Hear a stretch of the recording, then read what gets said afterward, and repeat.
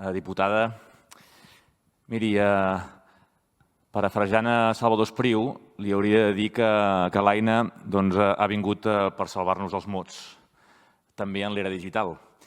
I no només el català, també les seves variants que es parlen a tot el territori de Catalunya i d'altres llocs de parla catalana, com també ha vingut per ajudar a l'aranès. I ho hem de fer perquè diferents informes ens alerten de la situació, diguéssim, del perill que pot entrar el català en perill d'extinció digital.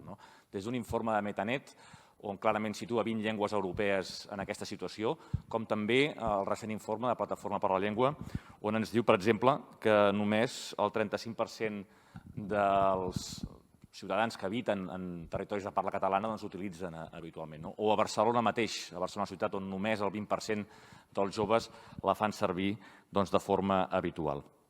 I per tant, escolti, miri, m'enutja molt i m'entristeix i fins i tot dic que m'enfurisme quan a vegades veig en aquest Parlament a diputats unionistes de tots els partits o de molts partits fent absoluta demagògia amb aquest tema.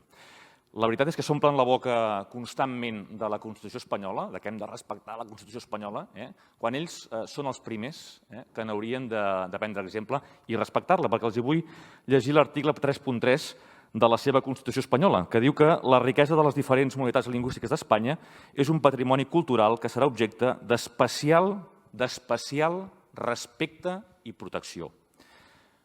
Vostès creuen que és normal que avui, per exemple, puguem veure que parli abans català l'Alexa o Siri que es pugui parlar en el Congrés de Diputats?